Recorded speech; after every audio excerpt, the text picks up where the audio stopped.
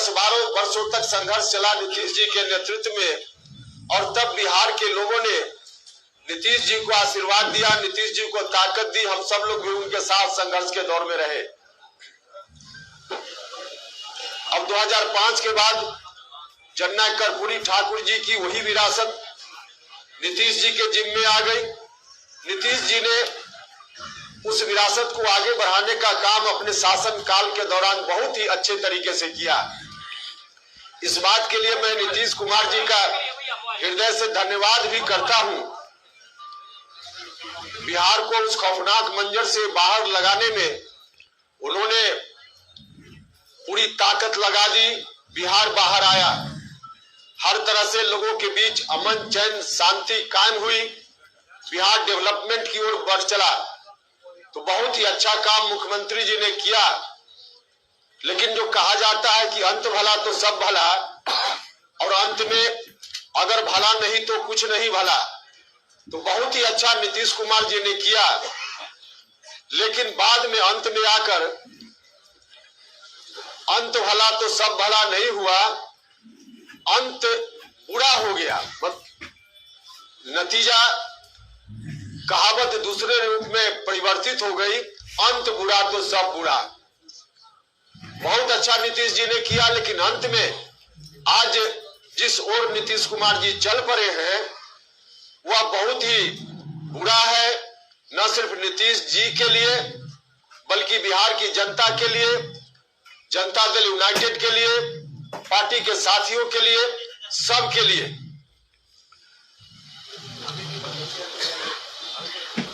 2020 में विधानसभा का जो चुनाव हुआ था, उस वक्त हम उनके साथ फिर से चुनाव के बाद उनके साथ आ गए, क्योंकि उस वक्त बिहार की जनता का जो आदेश मिला था नीतीश कुमार जी को और मुझको, उस आदेश को देखते हुए मुझको लगा कि हम लोग आपस में बटे रहेंगे तो फिर से बिहार में पुरानी स्थिति लौट सकती है। विरासत जननायक कर्पूरी ठाकुर जी की, जिसको बढ़ाने का दायित्व नीतीश जी के ऊपर है, वह विरासत फिर से रसातल में जा सकती है।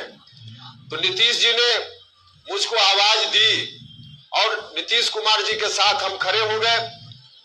पूरा जो कुछ भी उसमें है, इन्होंने अपनी पार्टी को जिंदा रखने का काम किया, आरएलएसपी को, लेकिन सरासर ऐसे लोग झूठ बोलते हैं, गलत बोलते हैं। उपेंद्र कुशवाहा के मन में कुछ भी नहीं था। उपेंद्र कुशवाहा ने अपना सर्वस्व राजनीति में जो कुछ भी था सब न्यौछावर करके उनके साथ आना स्वीकार किया था, और वह भी तब जब उन्होंने कहा था कि मेरे साथ आइए, और मुझको भी लगा था कि परिस्थिति वैसी है, तो उनके साथ चले गए। सब कुछ चल रहा था अपनी जगह, लेकिन बाद में चलकर जो गठबंधन पहले चल रहा था बीजेपी के साथ, उस गठबंधन से हटकर नया गठबंधन बनाने की बात होने लगी। उसको भी हमने स्वीकार किया कि चलिए पार्टी की मजबूरी है तो इस गठबंधन को भी स्वीकार करना चाहिए। लेकिन उस वक्त भी गठबंधन बनने से पहले राष्ट्रीय अध्यक्ष जी को, मुख्यमंत्री जी को हमने कहा था कि गठबंधन जरूर हो, आप अगर चाहते हैं यही रास्ता है तो कीजिए, लेकिन इसका नेतृत्व आप अपने हाथ में रखिए, नीतीश कुमार जी के हाथ में हो। क्योंकि हम जानते थे कि अगर नीतीश कुमार जी के हाथ से नेतृत्व निकल गया तो जननायक कर्पूरी ठाकुर जी की विरासत फिर से ध्वस्त होने लगेगी। तो मुझसे कहा गया कि हाँ ठीक ऐसा ही होगा। लेकिन गठबंधन बनने के थोड़े ही दिन के बाद न सिर्फ आरजेडी के लोगों की ओर से गठबंधन के बारे में कोई डील की गई है उसकी चर्चा होने लगी, उसका दावा होने लगा, बल्कि स्वयं नीतीश कुमार जी ने सार्वजनिक रूप से यह कहना शुरू किया कि हम अब आगे बिहार का दायित्व राष्ट्रीय जनता दल के नेता के ऊपर सौंपना चाहते हैं। उन्होंने घोषणा कर दी, हर तरह से बिहार का अगला मुख्यमंत्री कौन, सीधे उन्होंने राष्ट्रीय जनता दल के किसी एक व्यक्ति का नाम लिया। जब ऐसी स्थिति आई तभी से लोगों के मन में चिंता की शुरुआत हुई, जिसकी चर्चा हमने की कि पार्टी के साथी, आम जनता, सब लोगों के मन में यह चिंता आ गई कि आखिर आगे क्या होगा बिहार का। अब हमारे सामने रास्ता था कि जननायक कर्पूरी ठाकुर जी की विरासत को हम चुपचाप बैठकर उन्हीं हाथों में चाहते हुए मुखदर्शक बनकर देखते रहते, जिन हाथों ने बिहार को मचोड़ दिया, मरोड़ दिया, या फिर हम सब लोग बैठकर कोई नया रास्ता लेते। समता पार्टी बनी थी, बाद में चलकर जनता दल यूनाइटेड। इसको सबसे ज्यादा किस सामाजिक वर्ग के लोगों ने ताकत देने का काम किया? ताकत तो समय समय पर सब लोगों ने दी। अति पिछड़ा समाज के लोगों ने ताकत दी, लघु समाज के लोगों ने ताकत दी, दलित महादलित समाज के लोगों ने ताकत दी, अल्पसंख्यक समाज के लोगों ने समय समय पर ताकत दी, और यहाँ तक जो सवर्ण समाज के लोग हैं, जो उसमें भी एक बड़ा सेक्शन सामाजिक न्याय को पसंद करने वाले लोग हैं, उन लोगों ने भी मिलकर इनको ताकत देने का काम किया। तो इतने लोगों ने ताकत दी, इनको दी, लेकिन नीतीश कुमार जी आज उसी को भूल गए और धीरे धीरे ऐसे लोगों से घिर गए जिनको इन बातों से कोई लेना देना नहीं है। मुख्यमंत्री जी चाहते तो सबसे अधिक जो शुरुआती दौर में जिन लोगों ने इनको आधार दिया, खड़ा किया, लघु समाज के लोगों ने, अति पिछड़ा समाज के लोगों ने, उन वर्गों से किसी को अगर नीतीश कुमार जी आगे बढ़ाते, अपना उत्तराधिकारी घोषित करते, तो आज पड़ोसी के घर से उत्तराधिकारी इनको खोजने की जरूरत नहीं पड़ती। आज पड़ोसी के घर में उत्तराधिकारी खोज रहे, अपने घर में उत्तराधिकारी इनको नहीं बना पाए नीतीश कुमार। उपेंद्र कुशवाहा का चेहरा उनको लायक नहीं लगता था, कोई बात नहीं, हमने तो पहले भी कई बार कहा है, उपेंद्र कुशवाहा को नहीं करते, कोई बात नहीं, अति पिछड़ा समाज से किसी व्यक्ति को ले आते, कोई दिक्कत नहीं होती, लघु समाज से किसी को ले आते, कोई दिक्कत नहीं होती, लेकिन आज अपने घर में नहीं बल्कि पड़ोसी के यहाँ देख रहे हैं। पड़ोसी, वह भी ऐसा पड़ोसी जिस पड़ोसी के बारे में 2020 का चुनाव, अंतिम चुनाव नीतीश जी ने लड़ा विधानसभा का, अब तक का सबसे अंतिम चुनाव, उस चुनाव में भी 15 साल बनाम 15 साल नीतीश कुमार जी ने नारा दिया। तो वहां से अब उत्तराधिकारी बनाने की बात, अपने घर में इनको उत्तराधिकारी नहीं दिख रहा है, इसलिए पड़ोसी के घर में झांक रहे हैं। और झांक रहे हैं, इसके पीछे बड़ा कारण है कि जो अगल बगल लोग इनके हैं वैसे लोग नहीं आ पाए या नहीं लाए गए। जो लोग बैठे हुए हैं उनको बिहार की जनता से कोई लेना देना नहीं, वो निजी स्वार्थ में लोग काम कर रहे हैं। वोट ही सही, अब बर्बाद हो रहा है तो कुछ भी अपने हाथ में आ जाए, जनता दल यूनाइटेड समाप्त हो रहा है तो कुछ भी अपने हाथ में आ जाए। वही नीतीश कुमार डूब रहे हैं तो डूब जाए, कुछ भी हाथ में आ जाए, लंगोटी भी हाथ में आ जाए, वैसे लोग उनके अगल बगल बैठे हुए हैं। और इसलिए आज ऐसी स्थिति हो गई है। तो ऐसी स्थिति हो गई, अब नीतीश कुमार जी जब यहाँ तक चले आए तो हम लोगों ने तय किया है कि इस विरासत को हम नहीं जाने देंगे, गिरवी नहीं होने देंगे, बंधक नहीं बनने देंगे। आज हमारी चिंता हिस्सेदारी की नहीं है, पूरी विरासत को बचाने की चिंता है। और पूरी विरासत इसलिए बची हुई थी कि कोई पार्टी, क्योंकि राजनीतिक विरासत को बचाने के लिए, बढ़ाने के लिए एक इंस्ट्रूमेंट के रूप में कोई पार्टी होती है, और ऐसी पार्टी शुरुआती दौर में समता पार्टी बनी, बाद में जनता दल यूनाइटेड बना। लेकिन जब पार्टी ही बर्बाद हो रही है तो अब उस इंस्ट्रूमेंट से नहीं काम चलने वाला है। अब नया इंस्ट्रूमेंट चाहिए, नया इंस्ट्रूमेंट चाहिए, क्योंकि पूरी विरासत को अब आगे बढ़ाने की जवाबदेही अपने ऊपर लेनी है। तो पूरी एक नया, हम लोगों को नया इंस्ट्रूमेंट चाहिए, अर्थात नई पार्टी चाहिए, नई पार्टी चाहिए। और इसीलिए हमारे साथियों ने निर्णय लिया है नया दल बनाने का। हम सब लोग आगे बढ़ेंगे इस नए दल के साथ। इस नया दल का नाम क्या होगा वह भी अभी आपको हम बताएंगे। हमारे साथियों ने इस काम के लिए मुझको अधिकृत किया है। मुझको अभी जो फैसला हुआ वहां बैठक में साथियों ने प्रस्ताव लिया, सर्वसम्मति से प्रस्ताव पारित हुआ कि नया दल बनेगा, उसके नाम की घोषणा उपेंद्र कुशवाहा करेंगे। एक और निर्णय इन लोगों ने लिया कि जो नया दल बन गया, आज निर्णय हो गया उस निर्णय को कार्यान्वित मुझको करने की जवाबदेही मेरे ऊपर लोगों ने दी है और उस नई पार्टी का राष्ट्रीय अध्यक्ष भी लोगों ने मुझको बनाया है। यह जवाबदेही भी मेरे ऊपर है और इसी जवाबदेही को देते हुए साथियों ने कहा कि पार्टी के नाम का भी ऐलान आप खुद कर लीजिए। तो अभी आपको पार्टी का नाम बताएंगे, लेकिन यह पार्टी आगे पूरी विरासत को आगे ले चलेगी। जननायक कर्पूरी ठाकुर जी की विरासत को हम बंधक नहीं बनने देंगे। भले हमारे बड़े भाई ने बंधक बना दिया है, आरजेडी के साथ एग्रीमेंट कर लिया है, लेकिन उस एग्रीमेंट को हम जनता के बीच जाकर तोड़वाने का काम करेंगे।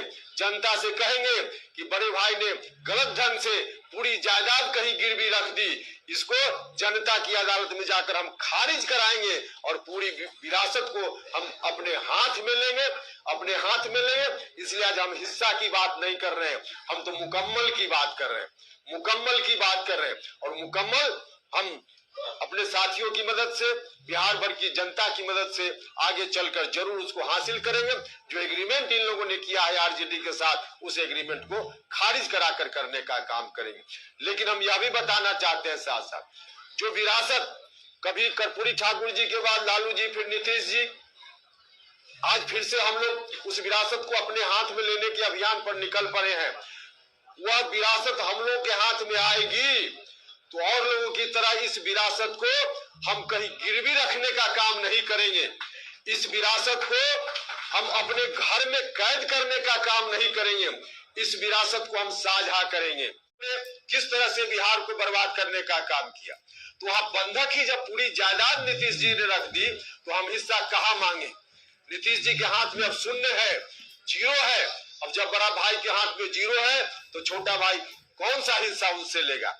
अब हिस्सा मांगने की बात उनसे नहीं कर रहे, क्योंकि हिस्सा तब हम मांगते जब उनके हाथ में होता। आज कुछ है ही नहीं। अब जब कुछ है नहीं तो उस परिस्थिति में हम यह भी सोचते हैं कि आखिर ऐसी स्थिति आई क्यों कि नीतीश कुमार जी ने पूरे तौर पे इस विरासत को कहीं गिरवी रखने का काम किया। हम लोग प्रारंभ से देखते रहे हैं नीतीश कुमार जी को, समता पार्टी के दौर से, उससे पहले से भी हम नीतीश जी को देखते रहे हैं।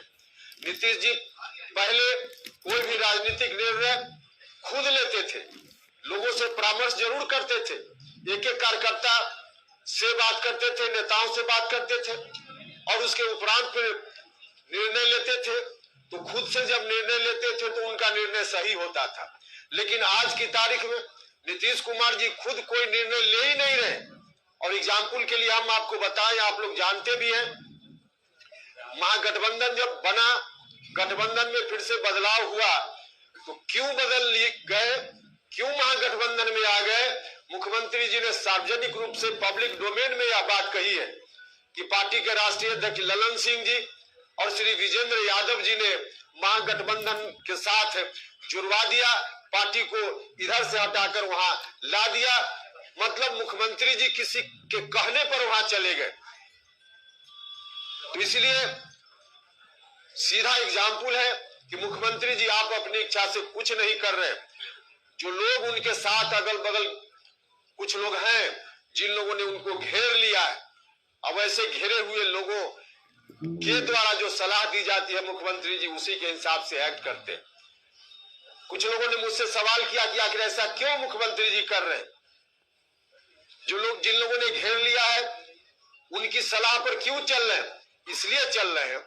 मुख्यमंत्री जी अपनी इच्छा से इसलिए निर्णय आज नहीं कर पा रहे हैं कि उन्होंने अपने पास उन लोगों को कभी आने ही नहीं दिया, अपना उत्तराधिकारी उस रूप में किसी को बनाने की कोशिश ही नहीं की जो जननायक कर्पूरी ठाकुर जी की विरासत के अनुकूल उनको सलाह देता। जो लोग भी अगल बगल बैठे हुए हैं, जननायक कर्पूरी ठाकुर जी की विरासत से उनको कोई लेना देना नहीं है। इन लोगों की तो एक तरह से साजिश है कि वह विरासत बर्बाद हो जाए। तो वैसे लोग जब बैठेंगे तो इसी तरह की सलाह देंगे और इसमें कहीं ना कहीं थोड़ा दोष मुख्यमंत्री जी का भी है। अगल बगल जिस तरह के लोग बैठ गए, पिछड़ा समाज हो, दलित महादलित समाज हो, अल्पसंख्यक समाज के लोग हो या सवर्ण जात के भी जो सामाजिक न्याय पसंद लोग हैं, प्रगतिशील लोग हैं, उनको भी जितना हिस्सा, उनका भी जितना हिस्सा होगा, उनको भी इस विरासत में हिस्सा देने का काम करेंगे, हिस्सा उनका भी सुनिश्चित करने का काम करेंगे। तो इसी रूप में आगे हमारी पार्टी चलेगी और पार्टी का क्या एजेंडा वगैरह होगा वह सब फिर बाद में बताएंगे। अभी आप जानना चाहिए कि पार्टी का नाम क्या होगा। हम थोड़ी चर्चा इस बात के लिए फिर से करेंगे कि जो लोग भी कह रहे थे कि आरएलएसपी को इन्होंने जिंदा रखा है, लोग झूठ बोल रहे थे, उपेंद्र कुशवाहा की छवि को बदनाम करने के लिए कर रहे थे।